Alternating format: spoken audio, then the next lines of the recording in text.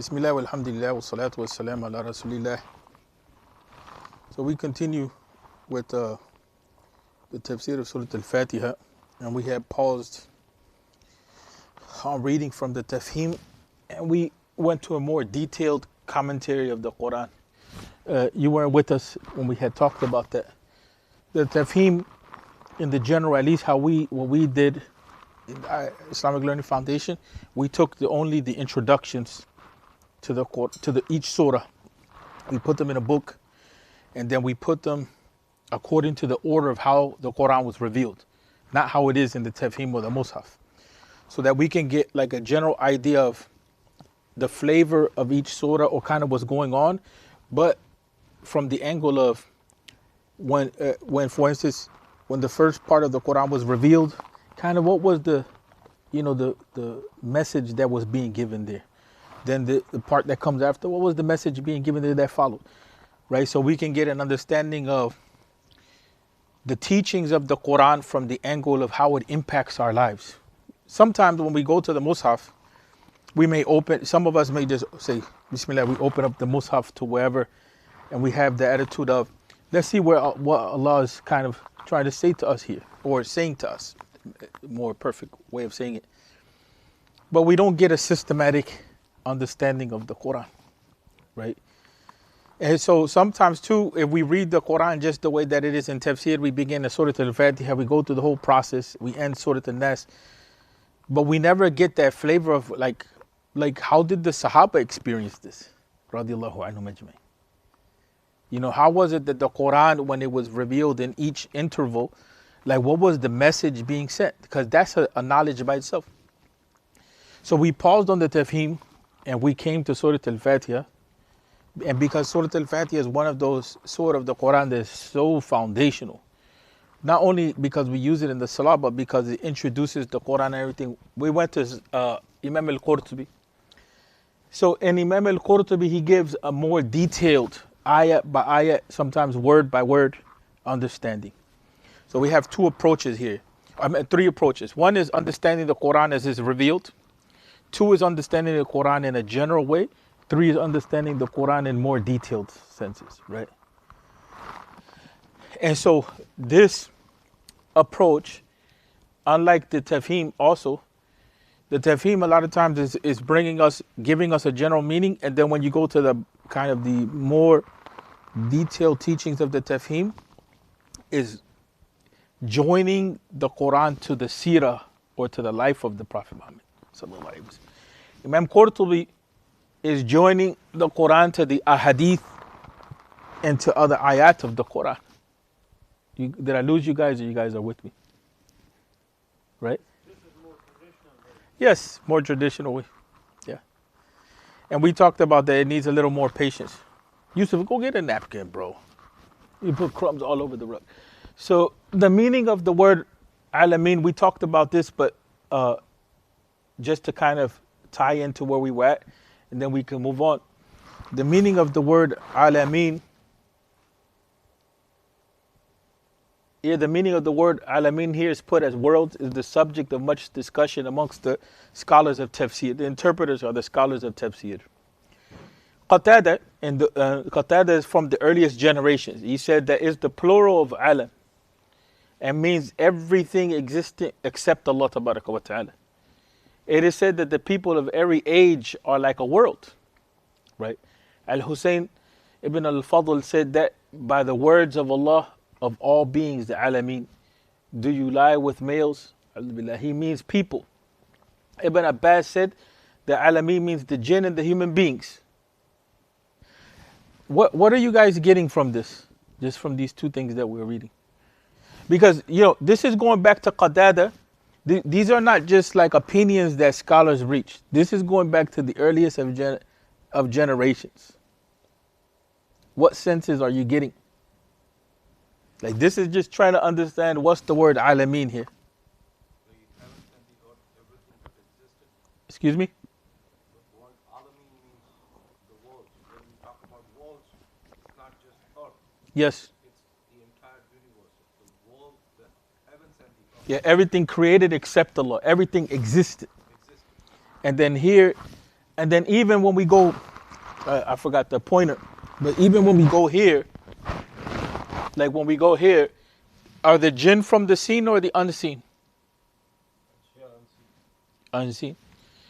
So even here, even if we say, because Ibn Abbas radiallahu anhu, Ibn Abbas is known for tafsir of the Quran. He gives the meaning alameen. He says jinn and the human beings. And we talked about that before. We talked about it from the angle of what Fadl al-Samurai, Dr. Fadl al-Samurai was saying. But the point that we want to make here is that, okay, is there a contradiction between what Qatada is saying and Ibn Abbas is saying? Or do they complement each other? The statement of Qatada is that alameen is the plural of alam, and it means every existing thing except Allah.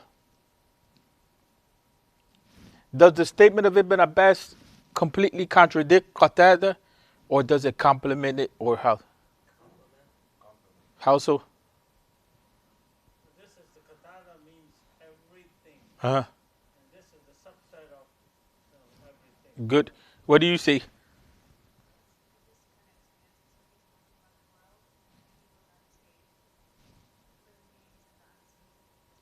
Okay.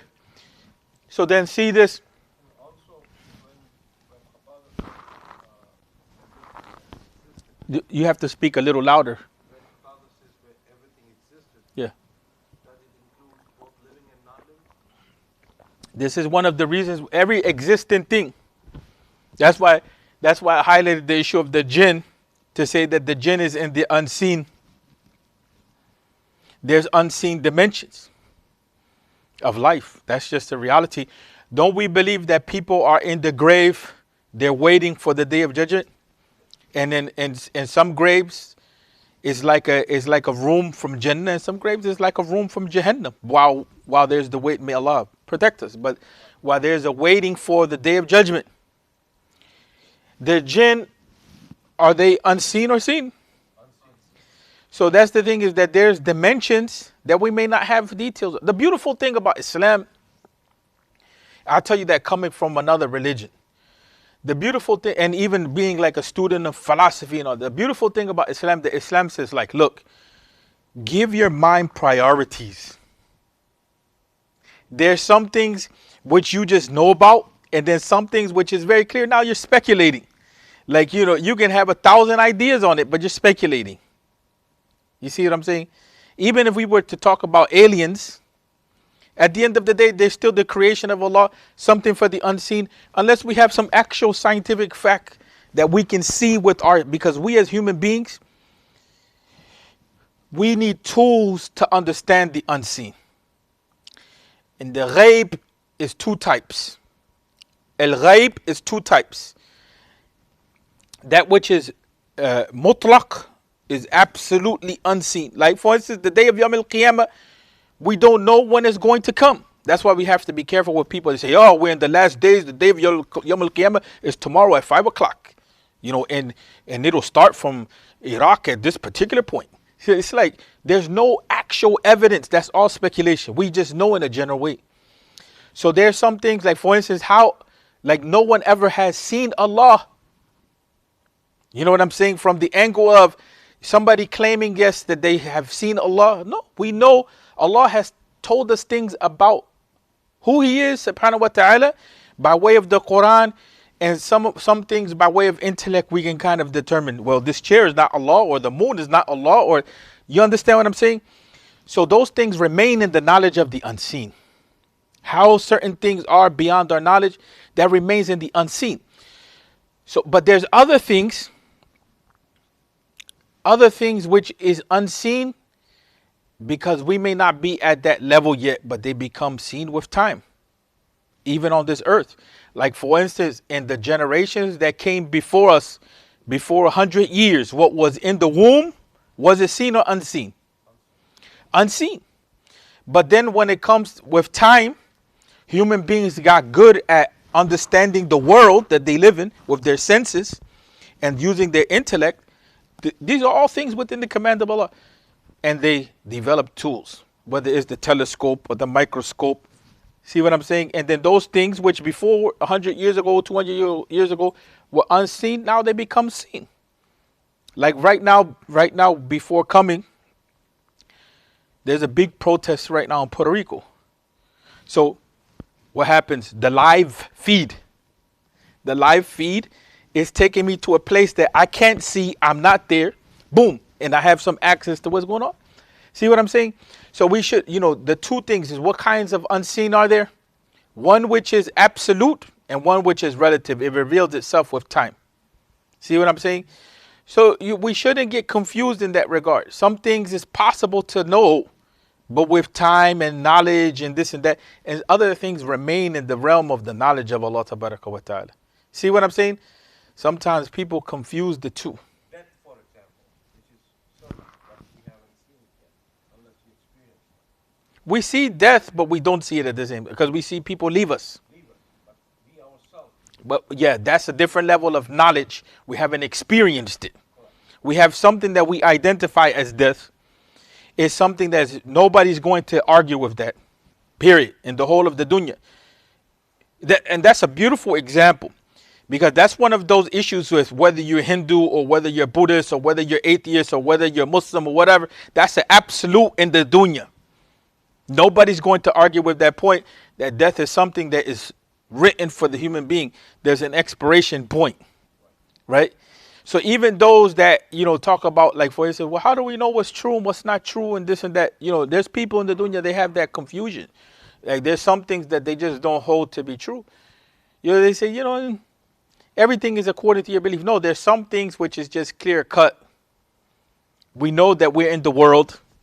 You know what I'm saying? There's birth that takes place. There's something called the human being. We know that human being dies, right? There's some things that even reason, it puts us in a situation where, yes, this is true. There's no debate about that. Like, we're all in this room together. I see you, you see me, right?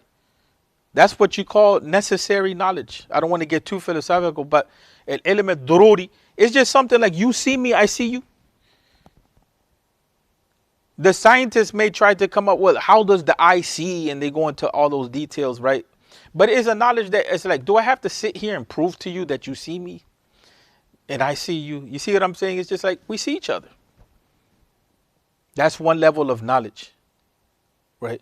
Is it always certain? No, because sometimes, like, I may have some eye problems. I might see fuzzy, whatever. But still, there's a knowledge that we all have, vision. So there's some things with the sense knowledge. Sense knowledge, it just gives us, like, for instance, listening. See, I raised my voice. You even feel it, right? If I raise my voice, you feel like the sound effect. That's like a knowledge which is, yeah, you can get into the scientific part of it, but in reality, it's just basic knowledge. We all know, right? But now if I sit here and I talk to you about, how far is the planet Earth from the planet Mars? That requires what? It requires some thought, some calculation, some investigation. Yes.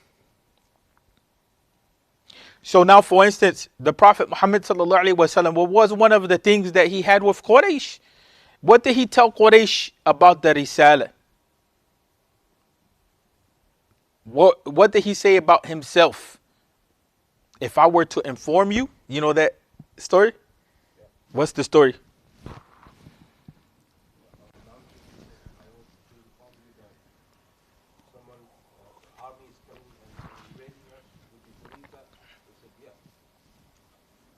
Yes. So here he's a Sadiq al-Amin. He was known as al-Amin, the truthful, even before revelation.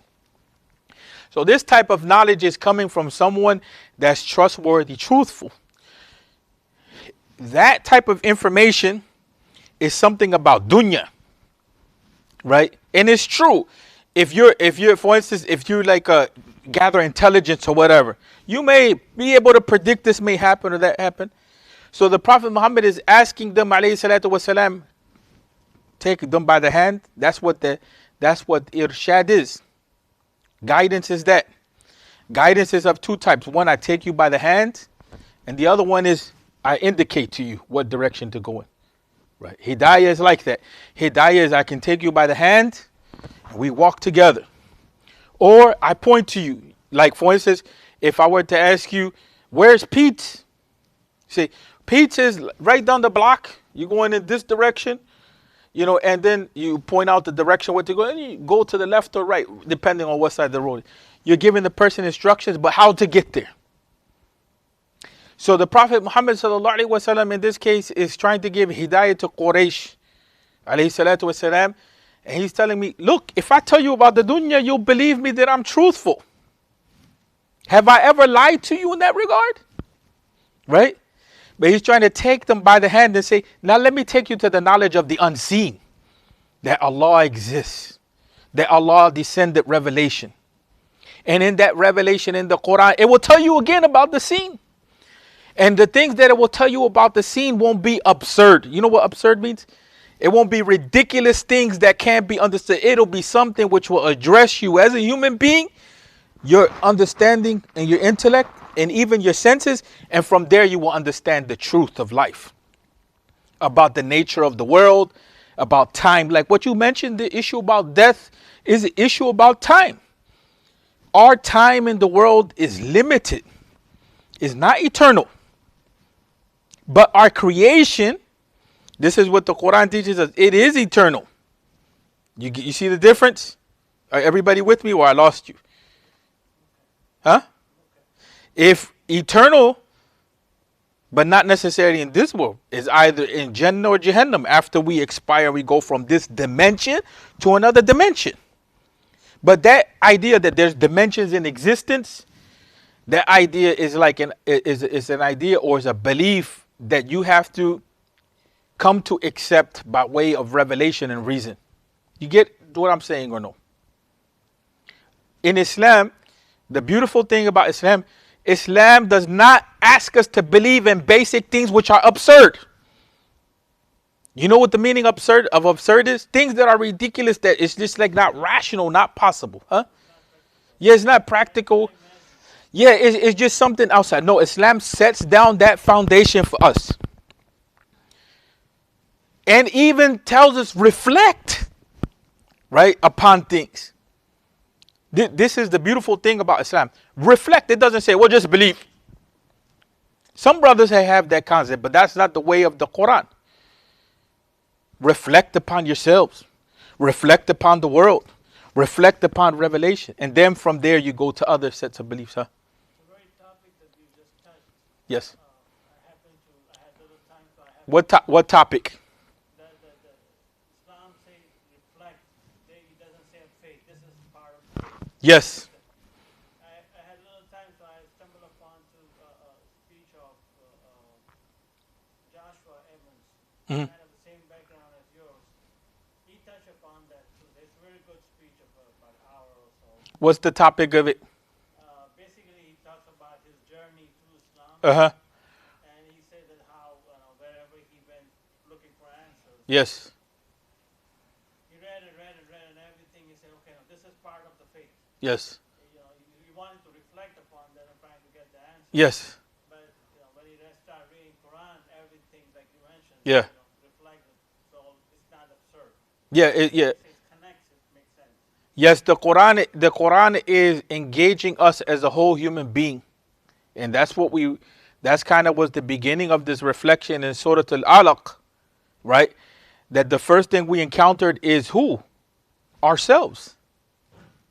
So here the debate is that, okay, is Alameen, the relation, it's not just Alameen, is that here we have we already went through a kind of a study on the meaning of Rabb. Now, Rabb is associated with Alameen. So now the question is, how do we understand Alameen? We went through some of this already, but also we're kind of going back because I want us to understand also in our knowledge as Muslims, we have a knowledge repository or a bank that we call the Torah or the tradition, or the knowledge of reflection that we gain in Islamic scholarship, that things are thought out.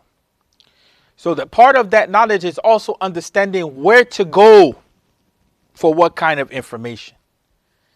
Right? So for instance, when you want this type of kind of like more hadith based to see where is this an issue of logic and reasoning, and where is this an issue of like text evidence, ayat of the Quran, ahadith, statements of the companions, things that are consensus amongst the early generation of the ummah and later generations. Then in this type of hadith, this type of book, you're going to encounter a hadith based approach, but it's not solely a hadith. It's also issues of language. So for instance, Ibn Abbas said that alameen means the jinn and the human beings. We already said that these two understandings don't necessarily contradict each other. The Quran is dhu wujuh. It has different, angles that it can be dealt with. But it's not just a matter of, well, Yusuf is your opinion. You know what I'm saying? It's not like that. It's from the angle of, okay, you have to support where you're getting your understanding from. And so for here, it's saying the evidence for his position is the words, other part of the Quran, so that he can be sent as a warner to all all beings, right? To the alameen. So warning is not going to come to the animals, right? Because the animals don't have what? No, they can have intellect, but they don't have what? They're not responsible. Yeah, they don't have what? Huh? Accountability, but what comes with accountability and responsibility? Huh? No, before that. They're not going to be. No, he said the intellect. What comes before that? How do you have? Huh? No, you have to have some freedom or choice. Animals, do they have, in this system, do they have freedom or choice? This is an important debate to get into. Animals, do they deviate from their nature?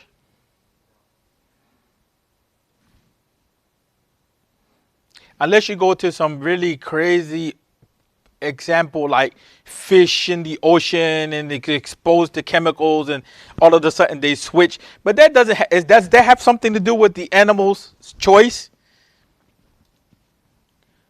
Right? This is very helpful for us to understand a lot of the things which are going on in today's time. Like people debating about their identities. This is very essential to the reality of being a human being. And Muslims we have to pause for a second, because we sit down and we're discussing about ourselves as human beings. But what we have in common is we say we believe in revelation. We believe in the Prophet Muhammad sallallahu alaihi wasallam. What is that implying? That we have what? Not only, no, I'm saying in this case, if we say that we believe, We have free will. We can choose whatever we want. yeah, that's the underlying argument here. But in this case, I'm saying as Muslims, what does this imply? We're saying that we have revelation. What does it imply? What do you say? Huh? What do you say? You believe in unseen. If okay, for instance, what are we asking Allah Tabaraka wa Ta'ala in Surah Al-Fatiha when we say Ihdina Sirat al-Mustaqim? Huh? Okay, so in Surah Al-Baqarah at the beginning, Huda lil Muttaqin, what is that saying? That we have guidance. We have to understand that, for instance, the non-Muslims are not coming from that angle. You get what I'm saying? The non-Muslims are not coming from that angle. A lot of times we act like the non-Muslims are coming from the angle that they agree upon what guidance is. So you're like, how can you do that? You know what I'm saying? We're putting our standard of what's right or wrong, right, when their commitment is not there. The reason why we can judge like that, it's like, hold on a second, is because we made a commitment to the shahada. Ashhadu an la ilaha illallah wa ashhadu anna Muhammad Rasulullah. And along with that comes a set of teachings that come about ourselves, right? And about the nature of the world. So part of that, for instance, is this, that a prophet can't be a warner to those beings that don't have any, like you guys said here in this responsibility. Also the issue of understanding and responsibility. That's part of the nature of the human being. The jinn, the issue is choice. You know, people get into that whole speculation of who the jinn are, this, that. They over deal with that stuff to a level which sometimes it becomes problematic. But in any event, this tells us a lot about the world, the alameen, in that sense of qatada, that, you know, everything is, if there's no choice, if there's no choice to these things, what state are they in? In a state of what? In relationship to Allah. The things that have no choice. No, but what state are they in relationship to Allah? I want to say slave, but we are all slaves, whether we have a choice or not. No, yes, no. There's two things here that are extremely important. Exactly the point. See, your mind already goes into the framework. You have an understanding, but let's bring language to it. Everything in the universe is in a state of Islam. At the material level. But the human being has a distinct point. We mentioned what it was. This side of the room mentioned what it was. We're responsible. We have choice. Right? So, there's rules that pertain to the creation, the sunan that govern the creation. Can't deviate from that. Like, you know, if I pick this up, I drop it, it drops. I can't just pick this up and just leave it up here like this according to the natural rules. See what I'm saying? So, but the human being, we're the ones we debate about who we are. Who am I? What's the purpose of life? You know, do I do or not do? So, what is it that guides the human being at that level? You are submitting, you know, Muslim means you are submitting to Allah. No, what is it that guides? Take it from this. What guides the human being at this level that we're talking about? When we talk, huh? We talking so that he can be a warner. What is it talking about? Yes, the prophets are the ones that guide us. Where are they guide? What are they guiding us in? They're taking it to the right path. No, but take it back again to the issue of our will. Take it back to the issue of our will. They're teaching us how to use our will. Yeah, if I die right now, may Allah allow us to die in a state of sin. If I die right now, did I have a choice over that? Do I have a choice over my aging? You understand what I'm saying? I don't have a choice over any of that. But now, if I do something halal haram, is there a choice in that regard? Yes, there is. This is something which we as Muslims forget. The whole of the universe in that regard is under the control of Allah Ta'ala. The realm that we're accountable for is how much did we struggle with ourselves to be in compliance, to use our will to obey or be in submission to Allah Ta'ala. Sometimes though, if we don't have the right understanding, we'll not make the right choices. That's why the Quran is addressing both the intellect and is addressing the choice part of the human being, right? So here the word, yeah. You asked me here, intellect and the choice part. Are we talking about that some of the thing is are revealed or guided by came from Prophet and then the intellect part? I kind of confused. Okay, that's good. That, you know, in order to practice something, to submit our will, the ulama, they teach us that the hukum shari'i, the ruling of the sharia, part of it requires understanding. Or else, you know, if the understanding is not there, then it becomes, you have to understand what you're doing prior to. That's why even Imam al-Bukhari, he put out a whole chapter, al-ilm qabl al-qawl wal-amal, knowledge before speech and action.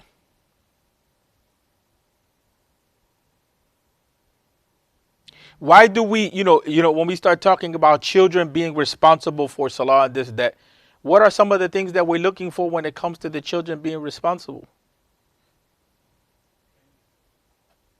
What did you say? Yeah, maturity. Maturity has a lot to do with you understanding and using your will in the right way. So we're determining that there's a certain mark at which maturity begins. That maturity, or what we call bulug in the Sharia, is one of the conditions for being responsible. And responsibility here means being held accountable, rewarded, or punished for what you do. You get what I'm saying? So here when we start talking about, okay, this is implicit in this, that the issue of the warning is, it has a lot to do with the fact that we have intellect and we have responsibility. The animals are in the state of Islam, right? So the word alim designates all who have understanding. And they constitute 4 communities. Here, Abu Ubaidah al-Farah and Abu Ubaidah expanded out what our discussion is. They say there's 4 communities that have understanding, right? In this regard. People, jinn, angels, shayateen. Do the angels have will? Or are they in a perfect state of Islam? Do they deviate? So the jinn can go with the shayateen, or they can come with us, right? We as people, we can go with the shayateen, or we can go with the anbiya and the salihin. So the idea here is the saying that, okay, this is the understanding point. Is going to come back to the issue of understanding right and wrong. Can we understand right and wrong completely with our intellects? Let's pause on that question. What are you going to say? That's, talking about maturity, and accountability. Kids nowadays, they're getting puberty at a young age. Yes. To be accountable according to the Sharia, because they're into puberty. Yes. But are they mature? Maturity and accountability, the bulugh, come together in the Sharia. We have a term which we call bulugh, or the person is baligh. So that the point is that they've reached a certain point. In Sharia, we have what we call sinat tamiz, or the age of discrimination. Sometimes little children, they had defined it. Some of the ulama, you're able to tell the difference between this color and that color. Some children are extremely smart. Not only do they tell the color difference, like you have this bright black crown, you have this orange crown. They can tell the difference, or crayon. And so sometimes they will tell you how it is that a thing happened, right? They themselves have some sort of thought process of giving you an explanation of how a thing took place. But biologically, they may not be there. See what I'm saying? There's no signs of biological puberty. You see what I'm saying? With us, puberty comes with responsibility. Because at that point, now you switch from the childhood realm to the possibility of being like an adult with adult responsibilities. But it's not going to be at the same level as someone who has some age. You see what I'm saying? The problem that we have nowadays is that you have some youth. I'm still trying to be mature even at this age. But that's the whole thing that we all have from the angle of trying to be human beings, right? From the angle of we're struggling with trying to be human beings. Because, the ulama in the past, some of them, they looked at the human being as being in between the animals and the angels. Depending upon our obedience or disobedience. And then we can even go with the shayateen. Imam Ghazali talks about that. When we just get out of control in disobedience. We're reckless to the society and reckless to ourselves and, reckless to the deen and everything. All right, we become like monsters. That potential is there because we have that choice. But the problem issue with the puberty point on the biological level, and this is why a lot of times we're not serious. What we're eating. A lot of times we're eating a lot of chemical-based foods that are destructive. And I gave that example here. I gave that example actually from my own community. For a while, like in Puerto Rico, the young girls were maturing biologically at a rate that was like against the norm, against what's normal. So people were like, at a certain point, when they got to a certain amount of cases, something is wrong here. So they traced it back to the cows, that the cows were being injected.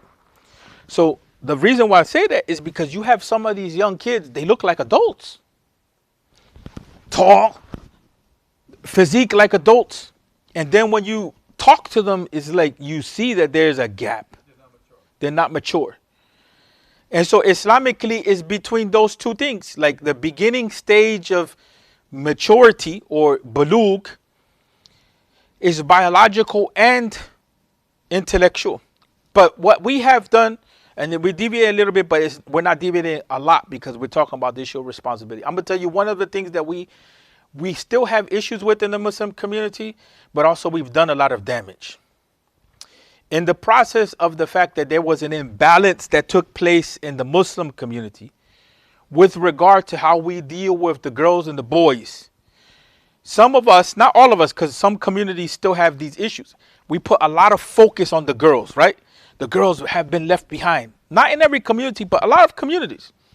And what we did is we stopped putting focus on the boys.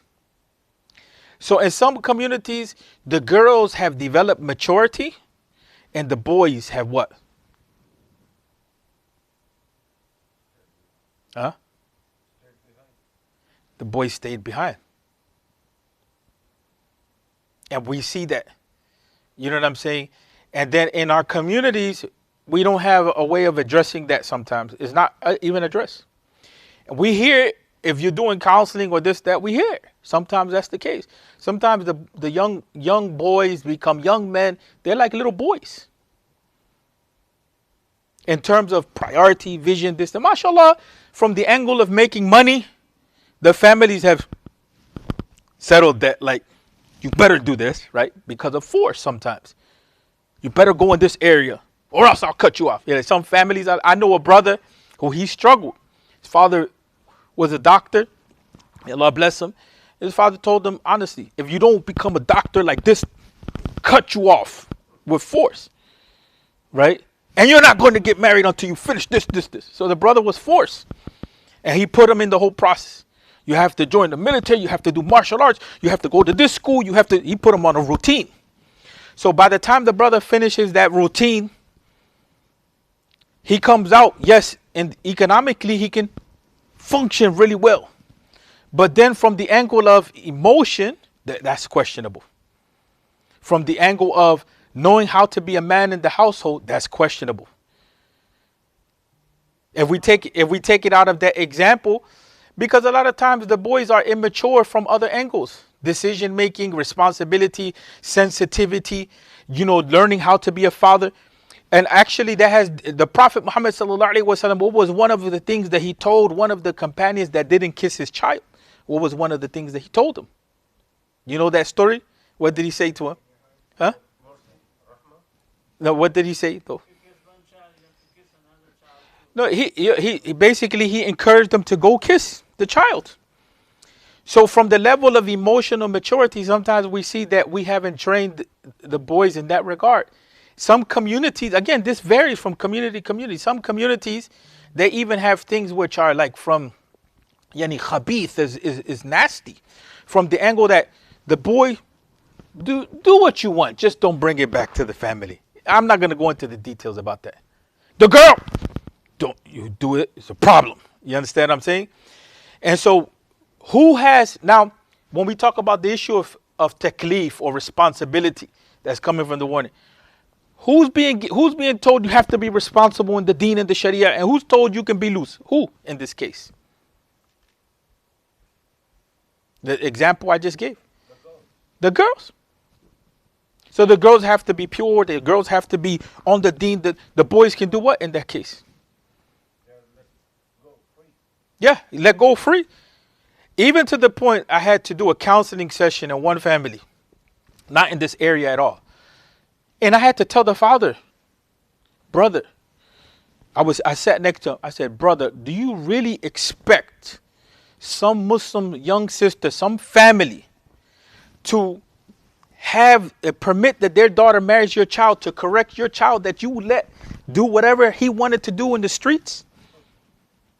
So now she has to take the burden, right? Because your child deviated from the deen, your child used drugs, your child got arrested, and the family has money. They live in the suburbs.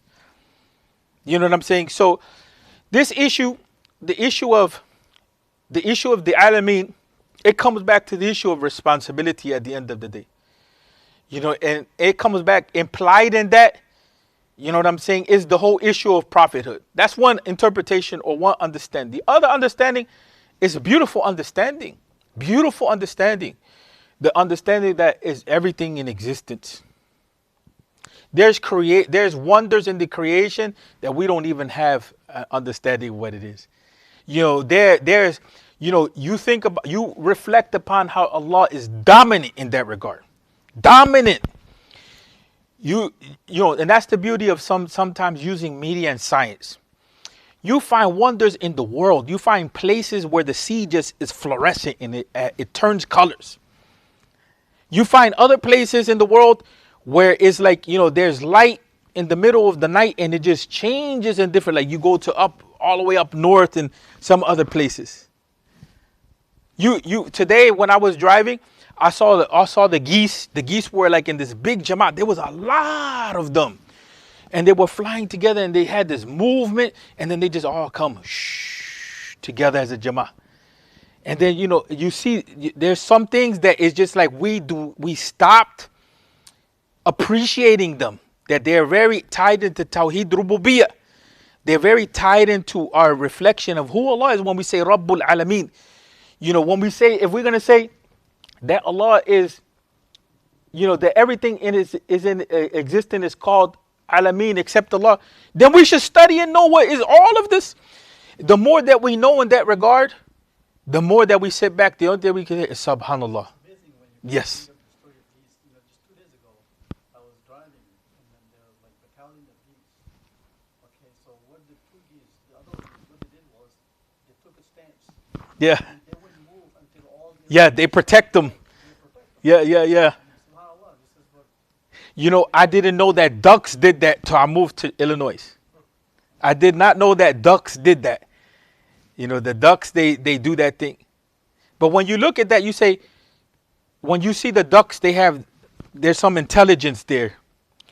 When you see the ants, and you study the ants, and you study there's so many, you study the ants and how they operate. You study the bees and how they operate. You just look at flowers. You look at all these things, and for instance, this has its own rules, its own thing, but it doesn't contradict these rules. You know, and that one has its own rules, but it doesn't. When you see the creation is all in harmony. That's the type of aqidah that we want, that leaves us in that wonder of like, subhanallah, like, Ya Rabbi, who are you in reality? You know what I'm saying? Like, I would like to see you. Right? But that's diminished. Oh, when I hear like in Chicago, there's 300 killings. The human being just went crazy. And, you know, in a year's time, you understand what I'm saying? Or there's war in this place, or there's war in that place, or that stuff. That's not to say we shouldn't be, I'm 100% pro that we should know what's going on in the world. But what I'm making the argument for is that there's more than just the human realm. The angels had already had the discussion in Surah Al-Baqarah that there will be a being that's created. Will you create this being which will cause corruption, right? In killing in the world, right? Will you create that type of human being? So that's one dimension of life. Only one dimension, people. Right? What you see in the human realm is one dimension of life. But when you see in the cosmic realm, right? When you see outside, you know, outside of the human realm is something which just leaves you in awe. Like, subhanallah, right? And it shows you also too that the more that we as human beings are not in tune, we create destruction on the earth. Right? We create a lot of destruction on the earth. So here it says, the world is not used for beasts because it is a word only used for those with intelligence, like you were saying, right? That's one understanding. We mentioned that, but we wanted to go back over that again. So Abu Amr bin Ala said they are those with a ruh. Ibn Abbas also said it means everything with a ruh, crawling on the face of the earth. That's another opinion. Ibn Abbas went with both, right, in that sense, except he designated with the ruh. Wahib bin Munabbih said, Allah has 18,000 worlds. The world is just one of them. This world is just one of them. And that goes back to what you were saying about the world's issue. What are we, we in just studying the word Alameen, what are we getting from this with regard to the Quran? What would you say?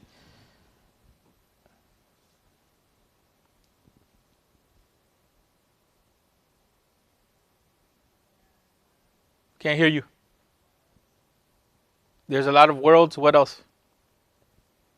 The word Alameen so far, what is it showing us? With regard to meanings in the Quran, let me make it really clear. Huh? Very vast, yes. Even so. Because even if we just focus on the whole issue of everything that's in existence, that's beyond our imagination. There's just places. I was reading about something about the ocean, that there's some parts in the ocean where it's so deep that you don't even know what's there. And then when we start inventing devices or whatever to go down, it's like you're exploring a world that is like we know nothing about. We take it for granted we know everything about the earth. We take it for granted. We act like we know everything, but we don't. But the word Alameen is very vast. So here, it's not only talking about all of everything in existence, or it's not just talking about the human being, or just the human being, the angels, right, the jinn and the shayateen. Here they bring in the angle of the ruh. And then here is not expanding out. Allah has 40,000 worlds. And this world from east to west is just one of them. Subhanallah. Muqaddas said there are 80,000 worlds. 40,000 are on the land, 40,000 in the sea. That's another way of looking at it. Yeah, the vastness. Yeah, it's the vastness. That's it's vastness, yeah. Huh? Yes, in reality, that's the truth. The first position is the soundness because it includes every creature and existing thing. That, is everything in existence. Evidence for this found in the words of Allah Tabaraka wa Ta'ala on the tongue of Fir'aun. Fir'aun said, what is the Lord of all the worlds? He said, Rabbul Samawati wal Ard wa ma baynahuma. So so the word is derived from alam. Here, what is being done here? We have a word. It says evidence for the understanding is found where. We have a number of different opinions. He said the first position is the soundness because it includes every creature and existing thing, and then he supported it. But how is he supporting it? Is he supporting it solely by the Arabic language, or he's supporting it by his thinking? How is he supporting that position? By Quran itself. So here Quran is in giving us an understanding of Quran. Quran here is giving us an understanding of what Alameen is. Right, so the Quran is making tafsir of the Quran. The word is derived from alam. Now that goes back to the issue of Arabic, right, and allama, because it indicates the one who brought it into existence. So this also gives us an understanding, these two things, that things in creation are signs for us. Signs that teach us about what? And in light of this, are teaching us about what? Existence. What else? Teaching us about who? Allah. Teaching us about Allah. So let me say this really fast. If you take out Iman from this, say things are signs, trees, rocks, atoms, molecules, cells. If you take out Iman, are those things like signs for us?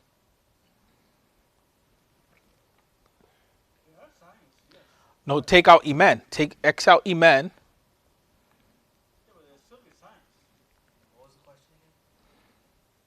If you here we're talking about everything in existence indirectly, right? And we're saying that the language is telling us that things are a sign. Oh, sign. Okay, I thought that said science. Oh, no, sign. SIG, sign. But okay, so for instance, sorry about that. So for instance, if you take away Iman in science, like for instance, in science, will those things that are being studied function like science? No. If you take it, they're gone, no. If you take away Iman, right? No. So automatically the whole idea of what we talked about, things being pointing to Allah Tabaraka wa Ta'ala or Allah's existence, it what? It goes away. It collapses. Fundamental criteria is you have to have Iman to believe in the existence of the Here we have what you call the two readings. The Quran, there's the book of Revelation and the book of creation. The book of Revelation is teaching us about what? The creation. The creation does what about Revelation? It expands out. Like for instance, there was a beautiful picture that I saw on the internet. You know, the child in the mother's womb, or the life form in the mother's womb, goes through stages. Right? It goes through stages. The Quran tells us about those stages. But we never saw the development of that life form in the different stages until recent times. So for instance, when you combine that photography of that biological process with the ayat of the Quran and you bring them together, this is the actual creation process. This is the revelation telling us about the creation. It just leaves you in awe because the two are interacting with each other, right? They complement each other. This is where a lot of our children and our young adults and even adults, this issue here, when you take away the Quranic reading, this is where science and all of those things create confusion.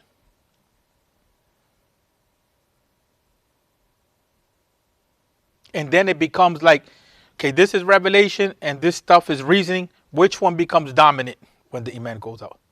Which one? The reasoning. So if the reasoning becomes dominant, is reasoning always right? Yeah, you have a whole bunch of things that come into that. Sometimes they use science to say that wine in X amount is beneficial. The next time they say wine is cancer causing. You know, it flips all over the place. You know, so when you take that away, it creates problems. Now, when you add Iman to it in the Quranic sense, what happens to reasoning? Iman increases as well as you have a guidance. You have guidance. Does it cause harm when you bring Iman to reasoning? Does it cause harm? No, It just benefits. Benefit on top of benefit. Even the non-believers, regardless of whatever their background, they say that religion has produced some benefit to civilization. Right. But what we see, just as a general argument, it needs to be developed. But what we see, when you take good religious orientation outside of reason, it just creates chaos on the earth. And we're seeing that right now. So in any event, we're clear on this issue, that this is where we have to teach our children how to read these things when they're studying science. This is where a lot of things that we talk about, especially at the human being level, the human being is being redefined. See what I'm saying? Even nature is being redefined. We mentioned this a couple of times already. But this is because when we take these things as signs, or even ourselves as signs, it's not being read from the eye of Iman or the glasses of Iman. It's being read from the glasses of Kufr. Oh, that has no meaning. If it has no meaning, it can be used how?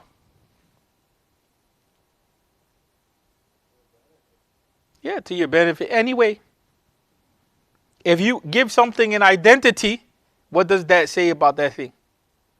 You know something about it, of how it should. So that's the same thing with the world. If we're saying the world is the creation of Allah. So along with that comes certain responsibility.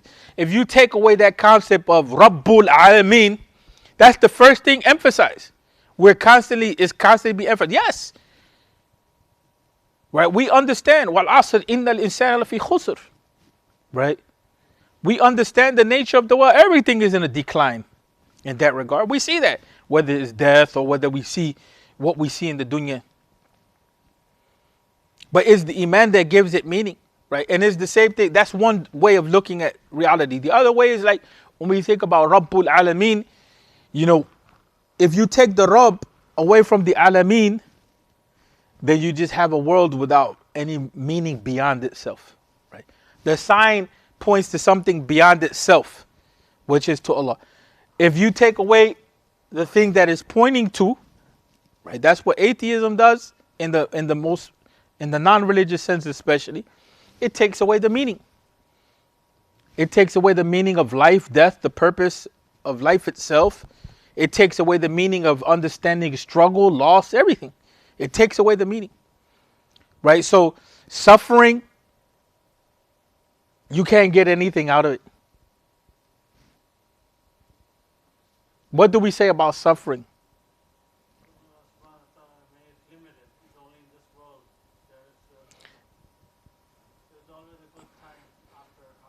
Yeah, there's always a good time. But what else do we say about suffering?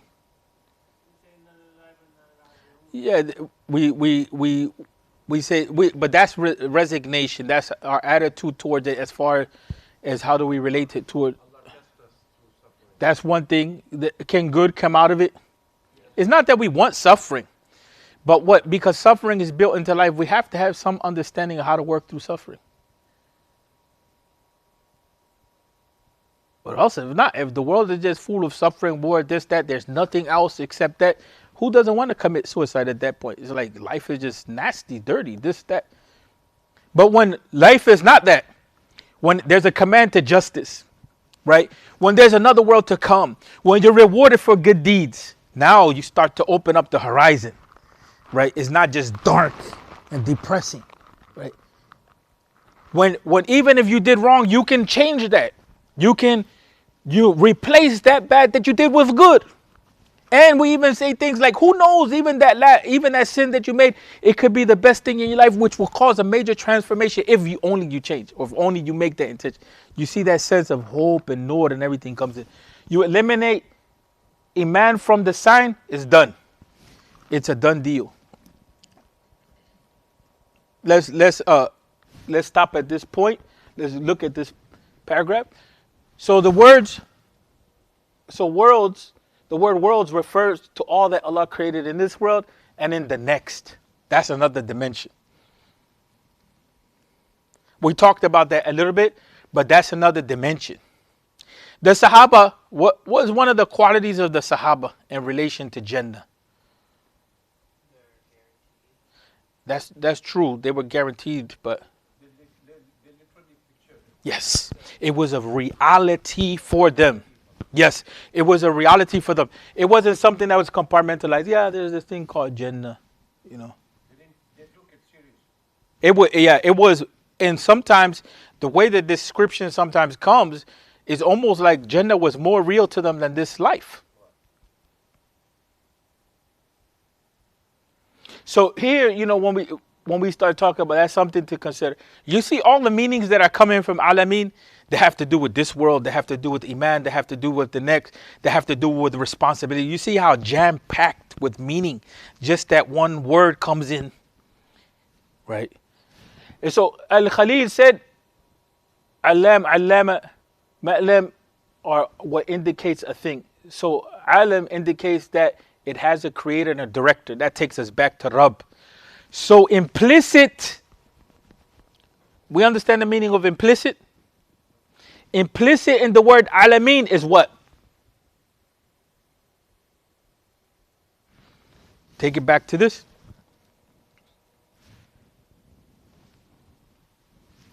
What does Rabb mean? Huh? The creator and the director. You see, that's profound in the Quran. That the word Alameen is indicating Rabb. The word Rabb is indicating Alameen. But the two are brought together. Rabbul Alameen. You get it or not? You with me, Yusuf? here he's saying that the word alam indicates a thing. Indicates a thing. So alam itself, like alami rabbul alamin, like in Surah Al-Fatiha, the word indicates that it is a thing, that thing has a creator and a director. So we talked about that. Everything is a sign. So everything in itself is implying, talking to us indirectly, is saying, I am a thing. I am a sign. I am created. I have a director. That's Allah. In reality, the alam word itself is inseparable from Ra. Yes.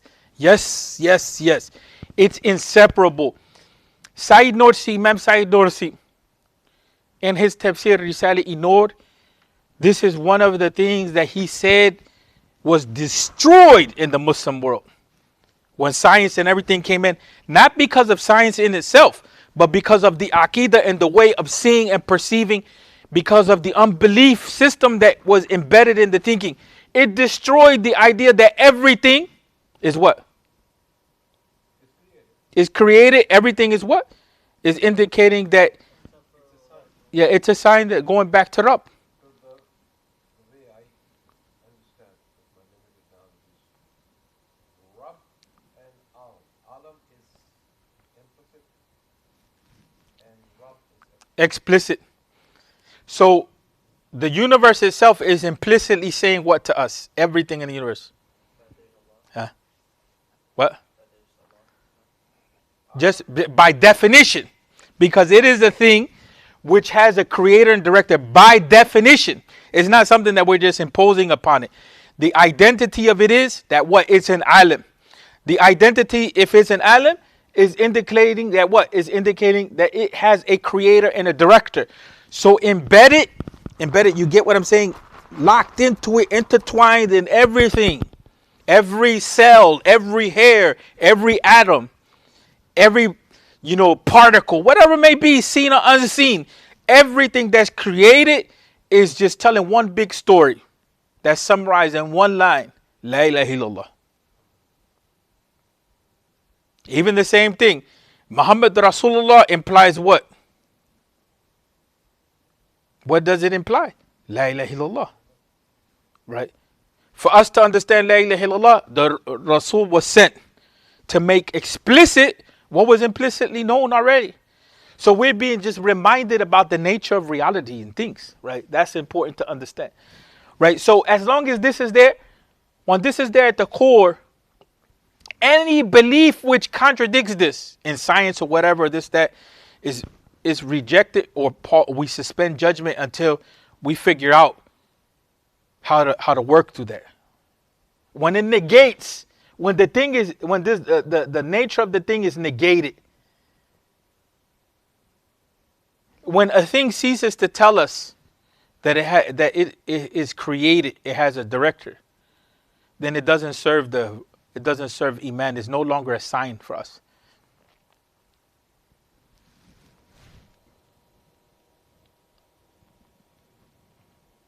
This is clear. This mentioned that a man said in the presence of Al-Junayd. Junayd was considered, inshallah, from the Salihin. Says, praise be to Allah, alhamdulillah. He said to him, complete it as Allah did. Say, alhamdulillah, rabbul alameen. The man said, what are these worlds that they should be mentioned with the real Allah, who He is? He said, say it, my brother. When that thing which is limited in this time period, in this world, that's what the temporal means, is connected to the timeless, no trace of it remains. This is the difference between us and Hinduism. We say that the thing exists and it points to Allah. They say the thing exists, but it is Allah. See the difference in Aqidah? In Hinduism, they say the thing exists in itself as sun, for example. They worship sun, yeah, not the creator of the sun. yeah, the sun, the rats, the cows, things. Some people say, no. This man is the one that's God. La ilaha illallah. Isa. Right? Science kind of goes in between all of that sometimes. Not in itself, but the way that people understand science. So although the word Lord or Rabb is usually considered to be like genitive Rabbi, it can also be read as Rabbu. Right? I don't want to get into that because it becomes, a grammatical point that doesn't make too much sense unless you have studied some grammar. Allah is Rabbul Alameen. Here, this doesn't necessarily mean male, female. It's just that the Quran is pointing to that. Because that would defeat the very purpose of all of this. You know what I'm saying? That's something which we have to remember, that Allah is not a male or female. Right? I put a lot of emphasis on this because when I was studying to be a priest, this was a massive issue. We would be in the church and we would have one group here in the middle of ibadah. And so we're reading, we're reading like a dua together. And the dua will say he, and the other group say, God, because they want to eliminate the male, female. We don't have that issue in Islam. We shouldn't bring that into Islam. Some people have done that in recent times. They tried to deal with that. So it becomes the issue of changing. So he has nothing to do with the biological sense. He is not referring to gender. Yeah. He's not referring to gender. Rahma in itself, which comes up, has a feminine quality to it.